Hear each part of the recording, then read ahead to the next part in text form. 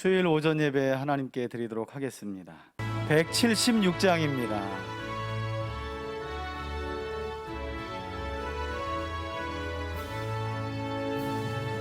주 어느 때 다시 오실는지 아는 이가 없으니 등 밝히고 너는 깨어 있어 주를 반겨 맞으라. 주 안에서 우리 몸과 마음이 깨끗하게 되어서 주 예수님 다시 오실 때에 모두 기쁨으로 맞으라. 주 오늘에 다시 오신다면 부끄러움 없을까? 잘하였다 주님 칭찬하며 우리 맞아주실까? 주 안에서 우리 몸과 마음이 깨끗하게 되어서 주 예수님 다시 오실 때에 모두 기쁨으로 맞으라. 주 예수님 맡겨주신 일에 모두 충성 다했나? 내 맘속에 확신 넘칠 때에 영원한 식 얻겠네. 주 안에서 우리 몸과 마음이 깨끗하게 되어서 주 예수님 다시 오실 때에 모두 기쁨으로 맞으라. 주 예수님 언제 오실는지 한밤에나 낮에나 늘 깨어서 주님 맞는 성도 주의 영광 보겠네. 아멘. 주 안에서 우리 몸과 마음이 깨끗하게 되어서 예수님 다시 오실 때에 모두 기쁨으로 맞으라. 아멘. 사도행전 10장 1절부터 오늘은 8절까지만 함께 살펴보도록 하겠습니다. 천천히 한번 읽어갑시다. 함께 읽습니다. 시작. 가이사랴에 고넬료라 하는 사람이 있으니 이달리아 부대라 하는 군대의 백부장이라. 그가 경건하여 온 집과 더불어 하나님을 경외하며 백성을 많이 구제하고 하나님께 항상 기도하더니 하루는 제9시쯤 되어 환상 중에 밝히 봄에 하나님의 사자가 들어와 이르되 고넬료야 하니 고넬료가 주목하여 보고 두려워하여 이르되 주여 무슨 일이니까? 천사가 이르되 내 기도와 구제가 하나님 앞에 상달되어 기억하신 바 되었으니 내가 지금 사람들을 요바로 보내어 베드로라 하는 시몬을 청하라. 그는 무두장이 시몬의 집에 유숙하니 그 집은 해변에 있다 하더라. 마침 말하던 천사가 떠나매 고넬료가 집안 하인 둘과 부하 가운데 경건한 사람 하나를 불러 이 일을 다 이루고 요바로 보내니라. 아멘. 할렐루야. 예, 휴가철인데 잘 지내고 계신가요? 날씨가 너무 무덥고 습도가 높아서 1년 중에 가장 불쾌지수가 높은 때를 우리가 지나고 있습니다. 여러분 그래도 하나님의 은혜 가운데 이 여름을 잘 지나시길 예수님의 이름으로 축복합니다. 아멘. 오늘은 하나님의 사람들 시리즈 설교 신약에서 벌써 30번째 시간인데요, 오늘 우리가 함께 살펴볼 하나님의 사람은 바로 고넬료라고 하는 사람입니다. 여러분 고넬료는 로마의 백부장이에요. 그러니까 아브라함의 후손인 이스라엘의 혈통을 가진 사람이 아니라는 거죠. 예수님 당시는 로마라고 하는 제국이 세계를 제패하고 있었고, 또 예수님께서 태어나신 이스라엘 나라를 지배하고 있었을 때였습니다. 바로 그때 그 지배국가의 100명의 군인을 통솔했던 사람이 바로 오늘 우리가 함께 살펴볼 백부장 고넬료라는 인물이에요. 특별히 고넬료 하면 복음이, 예수 그리스도의 복음이 이제 예루살렘과 유대와 사마리아를 넘어서 이방인들에게 곧 땅끝까지 복음이 전해지게 되는 그 역사의 창을 열었던, 역사의 천문을 열었던 인물로 성경에서 기록하고 있는데요. 여러분, 시기적으로 볼 때 우리 성경은 하나님께서 구원의 역사 안에서 하나님이 하실 말씀만 하고 계시기 때문에 사실 이런저런 우리의 궁금한 것들을 다 설명하고 있지 않은데요. 시기적으로 볼 때 이 로마의 군인 백부장인 고넬료라는 사람은 우리 성경에도, 여러분 사도행전 10장 우리가 읽었던 본문 1절 옆에 보면 조금 괜찮은 성경을 가지신 분들은 연도가 나와 있어요. 이때가 언제라고 말해요? 주후 36년경. 그러니까 고넬료가 활동했던 시기는 예수님이 탄생하고 나서 한 36년쯤 되었을 때, 그때 활동했던 인물로 기록되고 있는데요. 그렇다고 한다면 고넬료는 로마 황제 칼리굴라라고 하는 황제가 다스리고 있었을 때에 로마의 백부장으로 활동했을 것이고요. 그 당시 유대 총독이 누구였냐면, 5번째 총독은 우리가 잘 알고 있는 총독이에요. 왜냐하면 예수님 당시 총독이거든요. 바로 빌라도라는 총독이고요.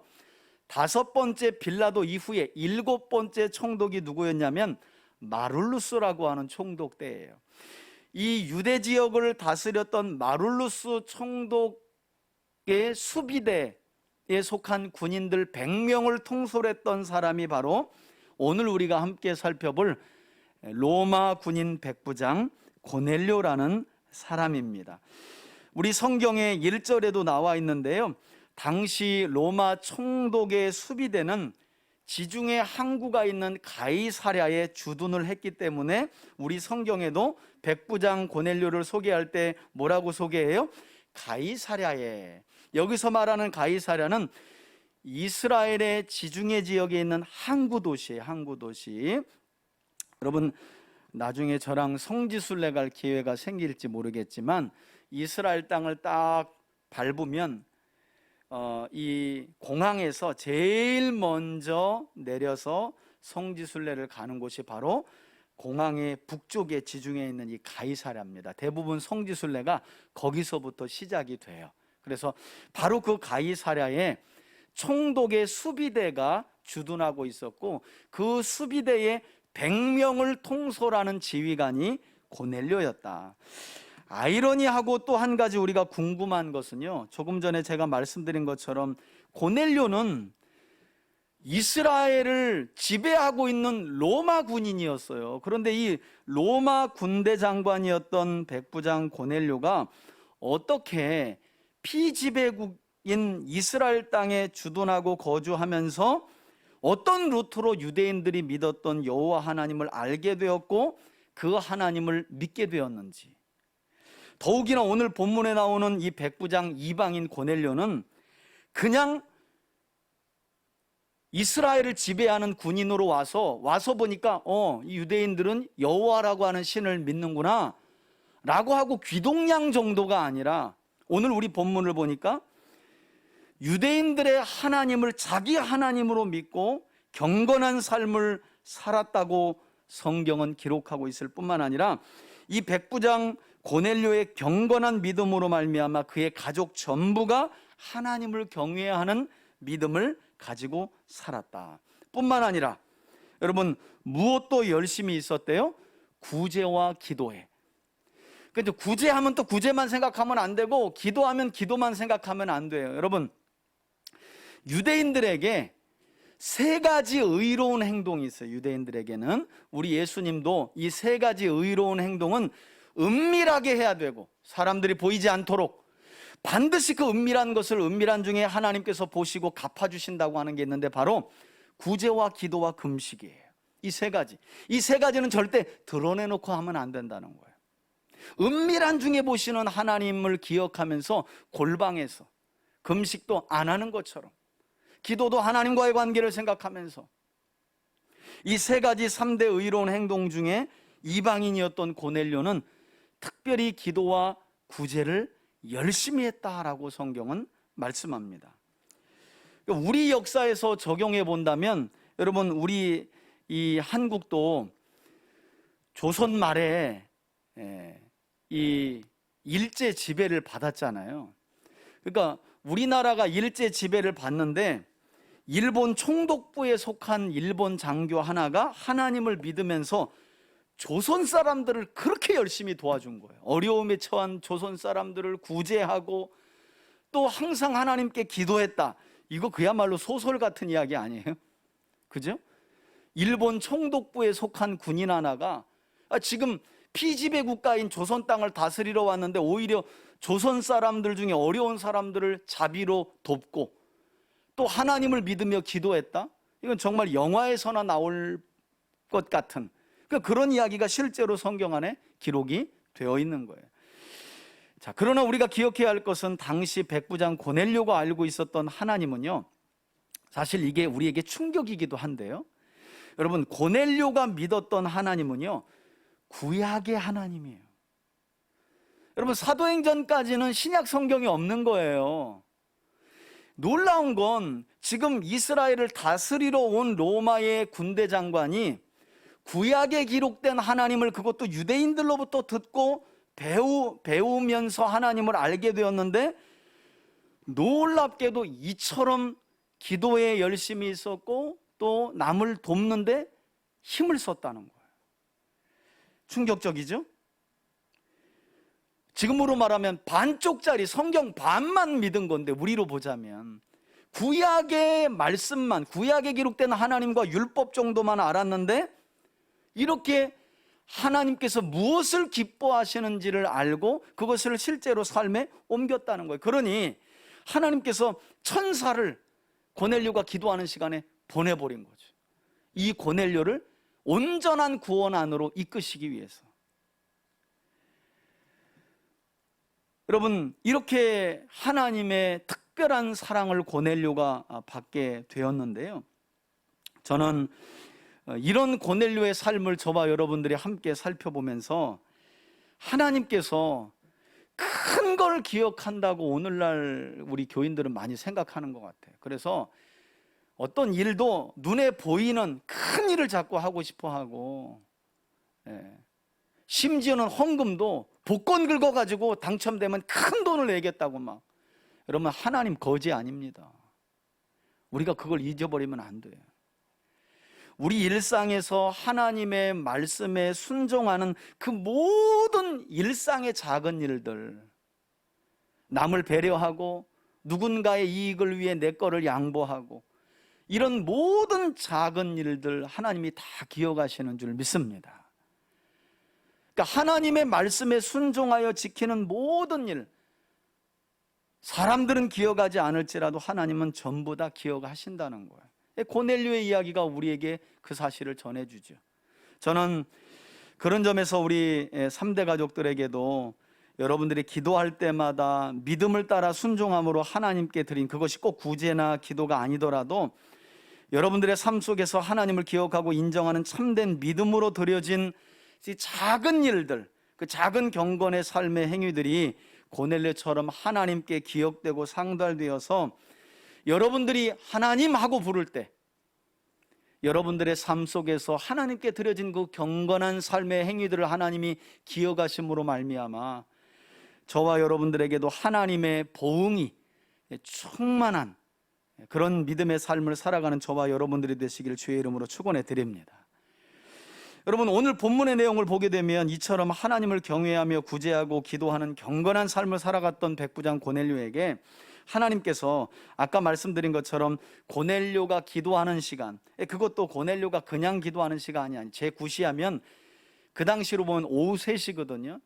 유대인들이 기도하는 시간이에요. 그것까지도 닮은 거예요. 아니, 로마 장군 100명을 통솔하는 군대 장관이 뭐가 아쉬워가지고 유대인들의 기도 시간에 맞춰가지고 또 하나님을 찾았겠어요. 이 사람이요, 구약의 반쪽짜리 하나님이지만 성경으로 보자면 하나님을 만나버린 거예요. 그래서 유대인들의 기도하는 그 시간에 기도했고, 하나님은 그 기도하는 고넬료를 눈여겨보신 거죠.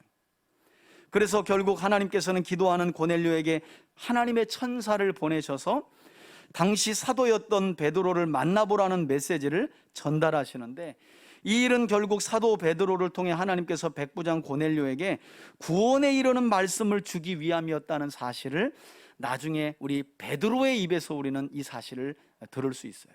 여러분, 결국 이후의 내용을 보면 천사의 명령을 통해서 이방인 고넬료가 전혀 만나보지 않은 베드로를 자기 집에 초청해서 베드로를 통해서 말씀을 듣고 그 가운데 성령을 받고, 그 이후에 보면 성령의 확증으로 방언을 하게 되는 내용이 나오는데, 이게 많은 분들은 성령과 방언에만 마음을 빼앗겨요.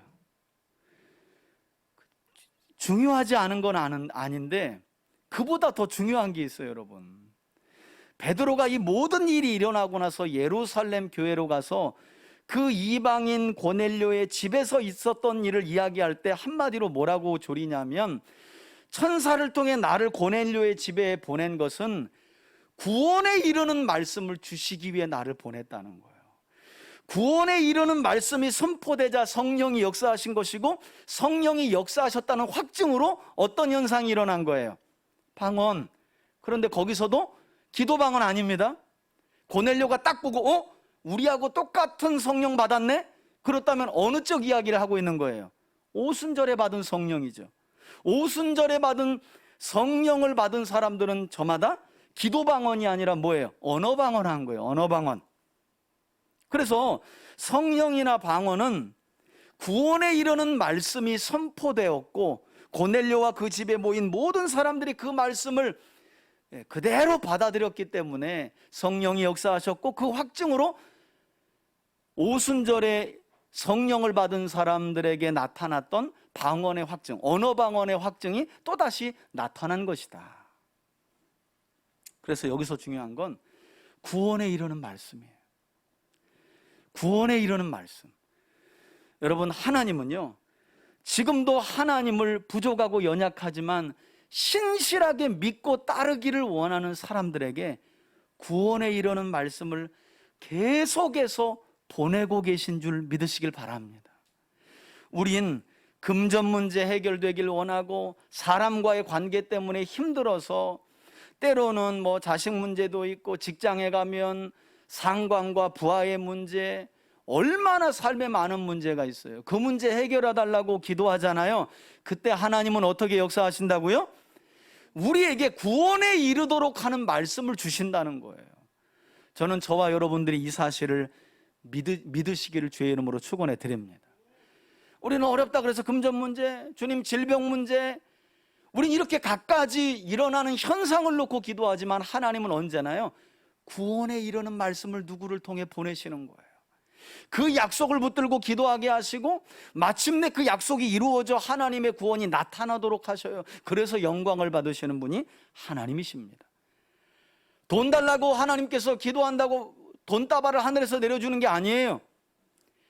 경제적인 어려움을 이길 만한, 그 가난을 벗어날 만한 구원에 이르는 말씀을 주시는 거예요. 우리가 질병을 놓고 기도할 때 하나님은 우리 안에 있는 질병을 단번에 낫게도 하지만 그 과정 중에 그 질병을 벗어날 수 있도록 구원에 이르는 말씀을 보내셔요. 그리고 반드시 듣게 하십니다. 그리고 그 말씀을 이루시는 거예요. 그게 하나님이 우리 안에서 구원을 이루어 가시는 방편입니다. 우리가 그걸 놓치면 안 돼요. 제일 중요한 말씀입니다. 저도 이번에 성경을 연구하면서 고넬료와 베드로 사이에 있었던 모든 대화를 보니까 제일 중요한 단어가 바로 이거더라고요. 이 대목이더라고요. 예루살렘 교회에 가서 고넬료의 집에서 있었던 모든 일들을 베드로가 보고하는데, 그때 하는 말이 나를 통해 구원에 이르는 말씀을 고넬료에게 주시기 위해서 보냈다는 거예요. 여러분, 오늘 제가 왜 여기에 섰을까요? 저와 여러분들에게 하나님이 어떤 말씀 주시려고, 구원에 이르는 말씀을 주시려고 저를 사용하셔서 저도 듣게 하시고 제가 전하지만 우리에게 하나님이 말씀을 주고 계신 줄 믿습니다. 그 구원이 궁극적으로는 영원 구원이 될 거예요. 그러나 여러분들 개인의 문제, 가정의 문제, 관계의 문제, 금전의 문제, 질병의 문제, 인생에 겪는 모든 문제에 하나님이 지금 구원에 이르도록 하는 말씀을 주고 계신 줄 믿습니다. 그걸 믿고 우린 약속을 붙들고 기도하는 거예요. 그러면 하나님의 구원의 역사가 일어나는 거죠. 여러분, 고넬료가 이처럼 구원에 이르는 말씀을 받는 과정을 보게 되면 이 천사의 명령을 따라서 이 백부장 고넬료가 욥바에 있는 사도 베드로를 데려오는데, 여러분, 자신의 수하에 있는 사람들 가운데 역시 이 고넬료가 누구를 보내냐면, 여러분, 사도행전을 읽을 때는 경건한 자들이 나오면 밑줄을 쳐야 돼요. 왜냐하면 보통 경건한 자들 하면 사도행전 안에서는 이방인으로서 회당에 나오는 자들이에요. 이방인으로서 회당에는 나오는데 어떤 자들이냐면 유대인과 같이 할례는 안 받는 사람들입니다. 그런 사람들을 가리켜 신약 성경, 특별히 사도행전 이후에서는 경건한 자들이다 불러요. 경건했던 백부장이 천사의 계시를 받고 사도 베드로를 요청하게 되는데 역시 수하에 있는 경건한 자들을 뽑아요. 그러니까 같은 믿음을 가진 수하에 있는 사람들을 뽑아서 베드로에게 보냈다는 거예요. 그런데 놀라운 건요, 이 백부장 고넬료의 수하에 있었던 같은 믿음을 가진 경건한 자들이 사도행전 10장 22절에 보면 베드로를 찾아가게 되는데 베드로가 묻습니다. 아니, 로마 군인들이 왔을 거 아니에요. 백부장의 수하에 있으니까 같은 믿음을 가진 군인들이 왔든지 여하튼 너희들 왜 나를 찾아왔냐라고 베드로가 물어봐요. 그랬더니 이 고넬료의 심부름을 받고 베드로를 찾아온 경건한 자들, 이 심부름꾼들이 이 베드로에게 뭐라고 하면서 백부장 고넬료를 소개하느냐. 여러분, 사도행전 10장 22절에 보니까 그들이 이렇게 말하네요. 고넬료를 가리켜. 그는 어떤 사람이라고요? 의로운 사람, 하나님을 경외하는 사람, 그리고 심지어는 지금 피지배 국가인 이스라엘 사람들에게도 뭐가 자자한 사람? 칭찬이 자자하다는 거예요. 그러니까 최소한 여러분, 고넬료는 구약 성경에 기록된 하나님을 만났지만 주변 사람들에게도 뭐가 자자하다고요? 여러분, 믿음은 하나님이 평가하시는 겁니다. 그런데 그거 아세요? 하나님이 믿음을 평가하실 때 참고하시는 게 있어요. 여러분들 주변 사람들의 평가예요. 그거 기억하셔야 돼요. 여러분, 하나님이, 우리 각기 믿으면 하나님이 판단하시는 거예요. 그런데 성경을 볼 때 하나님이 판단 조건 중에 하나가 뭐냐면 주변 사람들이 저 사람을 뭐라고 하는지를 반드시 참조하시더라고요. 그래서 우리가 우리의 믿음을 점검할 때요, 뭐 하나님의 계시를 받아? 여러분, 그게 가능합니까? 하나님, 제 믿음 어느 정도 됐어요? 이걸 물어보고 답을 얻을 수 있어요? 답을 얻을 수 있는 길은 성경을 읽는 거죠. 성경을 통해 지금 하나님의 말씀을 따라가는 내 수준이 이 정도니 내 믿음이 이 정도 되는구나, 이건 알 수 있어요. 그러나 잘 파악하기 어려워요. 그런데 잘 파악할 수 있는 길이 뭐냐면 주변 사람들에게 내 믿음을 물어보는 거예요. 내가 지금 어떻게 믿음 생활을 하는지 자꾸 물어보는 거예요. 이거 안 물어보기 시작하면서 사람은 병들기 시작해요. 왜? 잘하고 있다고 생각하거든. 다 그래요. 누구나 잘하고 있다고 생각해요. 여러분, 기억하세요?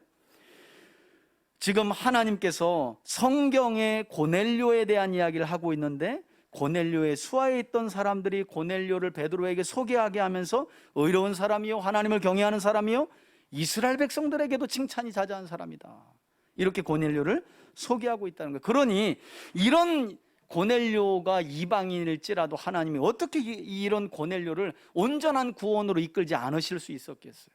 그래서 천사를 보낸 거죠. 천사를. 저는 누군가 오늘 이 자리에서 예배하는 여러분들에 대해서 소개할 때 저분은 참 믿음이 좋은 분이요, 하나님의 말씀을 따라 의롭게 살려고 애쓰는 분이요, 그래서 하나님을 경외하는 분이요, 심지어는 연약한 사람들에게도 칭찬이 자자한 사람으로 그렇게 소개받는 여러분들이 되시길 주의 이름으로 축원해 드립니다. 그리고 여러분들의 가정이 그런 복을 받길 바라고 우리 교회가 그런 복을 받길 바라요. 그게 진짜 믿음을 가진 삶이죠. 여러분, 충격이지 않아요? 사실 이런 모습이 이스라엘에게서 나와야 되는데, 복음서를 보니까 예수님을 놀래 자빠질 만하게 만들었던 믿음도 이상하게 또 백부장이었다고 그래요. 아니, 사랑하는 종이 병이 들었는데 예수님이 가자 그랬더니, 아이고 예수님, 아니 제수하에도 100명의 군인이 있어 제가 가 그러면 가고 와 그러면 오는데, 하나님의 아들 예수님이 여기서 말씀만 하셔도 나을 수 있지 어떻게 저희 집으로 예수님을 모십니까? 야, 내가 이스라엘 중에도 이런 믿음을 본 일이 없다. 역시 그것도 백부장이었어요. 그리고 예수님이 십자가에서 못 박혀 돌아가실 그때에도 유일하게 예수님을, 이는 하나님 참 하나님이시다, 하나님의 아들이시다, 이걸 고백했던 사람도 누구예요? 신기하게 백부장이에요. 서로 다른 백부장일 거라고 학자들은 이야기합니다. 이렇게 아주 하나님의 구원 역사가 이루어지는 아주 중요한 변곡점에 성경은 희한하게 이방인 백부장이 등장한다는 거예요. 오늘 등장하는 백부장은 복음이 이제 세상을 향해 활짝 열어지는 첫 관문의 역할을 하는 그런 백부장이에요. 그런데 이스라엘 백성들에게도 칭찬이 자자했다. 자, 이방인 백부장 고넬료의 경건한 삶과 신실한 믿음은 이후에도 성경이 계속 증언하는데요, 사도행전 10장 24절 이후를 보시면 베드로가 오기 전 고넬료는 사도 베드로를 통해 말씀을 듣기 위해서, 참 여러분, 이 고넬료가 진짜 괜찮은 사람이에요. 그러니까 보통 사람 같으면 베드로 천사가 베드로라는 사람을 초청해요. 도대체 이게 어떻게 되는지, 도대체 베드로라는 사람이 누군지, 아무튼 대단한 사람이긴 한가 보다, 천사가 가서 요청을 해서 데려오라는 것 보니까. 그런데 자기만 하나님의 말씀을 들을 생각을 하지 않고요, 보니까 친지들을 싹 다 모았어요. 이 구원에 이르는 말씀 나만 들을 수 없다는 거예요. 그래서 친지를 모으고 가까운 사람들을 벌써 그 집에 불러 모았어요. 여러분, 믿음이라는 걸 너무 어려워하시면 안 돼요. 내가 믿는 그 하나님을 다른 사람도, 내 가족도 믿었으면 하는 마음이 식지 않는 거예요. 때로는 우리 믿음을 점검하는 요소 중에 하나도 바로 그거죠. 여러분, 가정을 향해서도 구원 받든지 말든지 이제는 모르겠다라고 하면 벌써 내 믿음이 병든 믿음 아니에요? 그죠? 그런 사람이 이웃이나 가까운 사람을 전도할 마음이 들겠어요? 그렇지 않죠? 그런 점에서 고넬료는 구원에 이르는 말씀을 나만 들을 수 없다, 가까운 친척들, 가까운 사람들을 다 불러 모았어요. 그리고 베드로가 오자마자 더 충격적인 건, 아니 지금 로마 군인은 이스라엘을 다스리는 사람이고, 그 이스라엘을 다스리는 수비대 100명을 지휘하고 통솔하는 이 고넬료가 베드로를 보자마자 그 앞에서 어떻게 해요? 엎드려 버려요. 충격입니다, 여러분. 아마 여러분 그 당시로는 정말 충격이었을 거예요. 조금 전에 설명드렸잖아요. 우리나라가 일제 치하에 있었는데 일본 총독부에 속한 군대 장관이, 아니 뭐 아무것도 힘도 없는 조선 목사 앞에서 그냥 확 엎드려서 절을 한다? 그 사람 뭐가지 될 수도 있어요. 그죠? 이게 충격적인 행동이란 말이에요. 아마도 고넬료는 천사를 통해 요청하여 자기 집을 방문했던 베드로를 그냥 사람으로 본 것 같지가 않아요. 하나님처럼 영접한 거예요. 나중에 그 경건한 모습이 말씀을 듣는 것으로도 그대로 드러납니다. 여러분, 33절을 보니까요, 사도행전 10장입니다. 33절을 보니까 백부장 고넬료는 사람인 베드로 앞에 서 있지만 하나님의 말씀을 듣기 위해 자신들은 사람 베드로가 아니라 누구 앞에 서 있다고 말해요? 실제로 하나님 앞에 서 있다고 그래요. 여러분, 여러분들은 박영화 목사 앞에 서 있는 게 아니라 하나님의 말씀과 하나님 앞에 서 계신 줄 믿습니다. 예배는 그래야 은혜를 받을 수 있어요. 말씀을 증거하는 저도 마찬가지입니다. 제가 하나님이 된 게 아니잖아요. 저는 그냥 말씀을 전하는 도구일 뿐이에요. 그러면 저는 전하는 동시에 하나님 앞에서 그 말씀을 또한 듣는 자입니다. 우리가 그럴 때 하나님의 말씀이 은혜가 되는 거예요. 보통 경우 보면 부흥사 불러다 놓고 마치 희극인 불러다 놓고 하는 것처럼 너 얼마나 나 웃기나 보자. 그래서 유명세를 탄 사람들이 장경동 목사님이나 김문훈 목사 이런 분들 아니에요. 얼마나 재밌게 하나 보자. 여러분, 이게 지금 하나님 앞에 서 있는 걸까요? 큰 문제입니다. 유명인 목사님들이 서면 사람이 섰다고 생각하는 거예요. 사람이. 어떤 사람들이 겸손하게 예배 시간 은혜를 많이 받느냐? 사람이 서 있지만 하나님의 말씀이 선포되고 있구나. 내가 지금 누구 앞에 서 있구나. 하나님 앞에. 그렇다면 찬양 시간부터 모든 시간 여러분, 내가 하고 싶은 대로 할 수 없는 거예요. 여러분, 그렇지 않아요? 예배가 목사의 눈도장 찢는 시간이 아니잖아요. 하나님 앞에 서는 시간이요, 하나님의 말씀을 듣는 시간이잖아요. 어찌 이런 믿음이 이방인 고넬료를 통해 성경에서 가르쳐지고 있을까? 유대인들은 메시아도 십자가에 못 박는 상황 속에서 충격이죠, 충격. 사람이 왔는데 우린 하나님과 하나님의 말씀 앞에 서 있어. 그러면서 넙죽 엎드려요. 여러분, 오늘 말씀을 듣고 다시 돌아가시면 사도행전 10장 11장을 다시 한번 천천히 읽어보면서 이방인 고넬료의 믿음이 얼마나 경건한 믿음이었는지를 한번 깊이 묵상해 보시기를 바라요. 이 사람이 이방인이에요, 이방인. 이게 부끄럽지 않아요, 유대인들이. 그죠? 얼마나 부끄러워요, 이게. 자, 이렇게 하나님 앞에서 우리는 하나님의 말씀을 듣습니다. 그러자 백부장 고넬료 집에서 어떤 일이 벌어졌느냐? 44절을 보시면 자신들이 하나님 앞에 서 있다고 믿으며 베드로를 통해 선포되는 모든 말씀에 귀를 기울였던 사람들에게 놀랍게도 오순절에 사도들과 백이신문도들에게 임했던 동일한 성령이 그들에게도 임하셔서 동일한 방언을 하며 하나님을 찬양하는 놀라운 신비한 광경이 벌어집니다. 언어 방언입니다. 이때는 기도 방언 아니에요. 그리고 성경은 이 광경을 베드로만 본 것이 아니라 그와 함께 동행했던 6명의 형제들, 학자들은 이들이 할례당이었을 거라고 보는데요, 6명의 형제들도 목격했고요. 이 광경을 보자마자 그들은 이 고넬료의 집에 있는 사람들에게 예수 그리스도의 이름으로 세례 주기를 주저하지 않아요. 그 자리에서 그냥 세례를 줘버립니다. 더 이상 물어볼 게 뭐가 있어요? 여러분, 물어볼 게 뭐가 있어요? 여기에서 사람이 왔는데 하나님이 온 것처럼, 사람이 말을 하고 있는데 하나님의 말씀처럼 듣고 구원에 이르는 말씀을 전하는 그를 하나님처럼 여기며 아주 겸손한 마음으로 말씀을 받는, 그리고 성령이 임하셨고 임하신 성령의 확증까지 드러난 마당에 베드로가요, 주저할 필요가 없이 그냥 그 자리에서 세례를 줘버리는 거예요.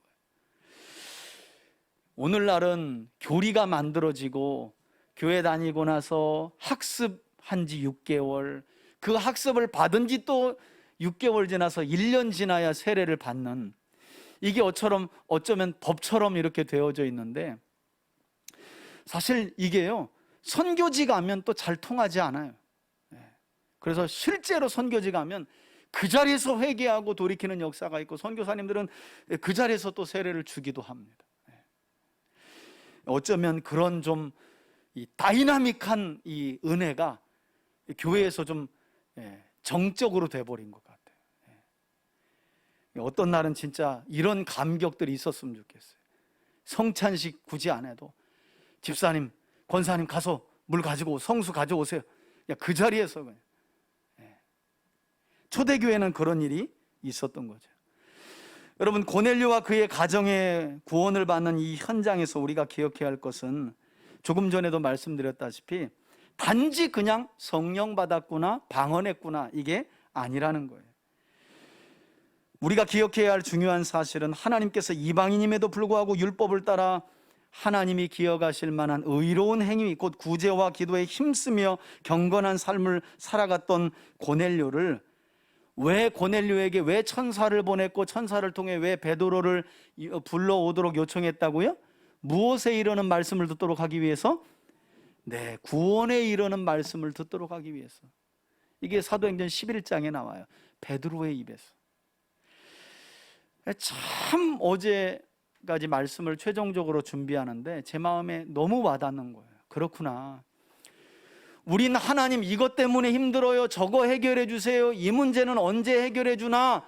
하나님 빨리 현상을 바꾸어 주세요. 라고 기도하지만 하나님은 어제나 오늘이나 내일이나 동일하게 우리로 하여금 그 문제를 벗어날 수 있도록 구원에 이르는 말씀을 보내주고 계시구나.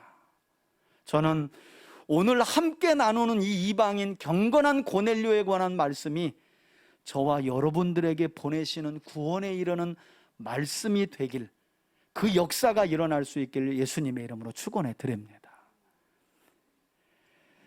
여러분, 저는 여러분들이 오늘 이방인이었던 고넬료가 어떤 과정을 거쳐 구원에 이르는 말씀을 듣게 되었는지를 다시 한번 꼭 주목할 수 있기를 바라요.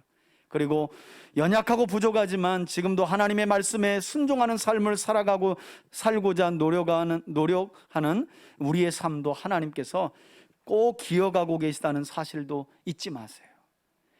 아이고, 저 정도 해야 하나님께 상달되지. 여러분, 그렇지 않아요.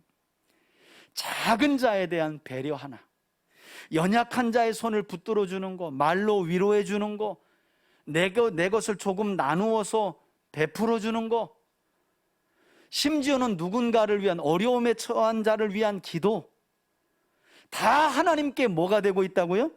상달되고 있는 줄 믿습니다. 어제 우리 장은정 집사님 어머니가 입안에 암이 있으신 거예요. 구강암인데 이걸 치료받는 중에 맞은편에서 이제 또 암이 재발이 되신 거예요. 그래서 이제 어제 더 이상 두고 보면 큰일 난다. 수술도 사실 코로나를 또 병원을 진료받으시면서 코로나에 걸리셔가지고 빠른 수술을 하셔야 되는데 또 그나마 늦춰졌어요. 그래서 어제 이제 긴급하게 수술 받으시고 어제 우리 장원정 집사님이 병원에서 또 밤새 친정어머니를 간호하셨는데 저는 너무 감사한 거예요. 제가 우리 교회는 밴드 이렇게 올려놓으면 여러분들이 십시일반 기도하겠습니다. 기도하겠습니다. 여러분, 당연한 것 같지만 하나님은 그것마저도 하나님이 기뻐 받으신다는 거예요. 심지어는 직장에서 눈으로 확인하고 기도하겠습니다 하고 못할지라도 그 마음, 여러분, 하나님이 문자 그대로 얼마나 길게 기도했나 몇 시간 기도했나 이걸 가지고 우리를 판단하실까요? 아니잖아요. 그 상황을 가엾게 여기며 제발 수술이 잘 되었으면 하는 그 마음을 하나님이 상달 받으시는 것 아니겠어요? 그것이 우리에게 복이 되는 줄 믿습니다. 그 복을 오늘 경건한 이방인 누가 받은 거예요? 고넬료가 받은 거예요. 그러니 여러분, 어려움에 처한 사람들이 있으면 힘써 내 것을 나누어 줄 수 있기를 축복하고요, 그 상황이 안 된다면 가엾은 마음이라도 가지고 기도하십시오. 하나님이 다 기억하십니다. 그리고 그런 우리 삶에 하나님이 계속해서 뭘 흘려보내신다는 거예요. 뭐에 이르는 말씀을? 할렐루야. 이게 중요한 거예요. 그런 자들에게 하나님은 구원에 이르는 말씀을 끊임없이 마치 맑은 시냇물이 저 산골짜기에서 강으로 흘러가기까지 줄줄줄줄 흐르듯이 우리 삶에, 여러분, 그런 사람은 망해요, 안 망해요? 절대 망할 수 없습니다. 여러분, 하나님의 구원에 이르는 말씀이 하나님께로부터 우리에게 오는데 어떻게 그런 사람의 인생이 망할 수 있겠어요? 절대 그럴 수 없어요.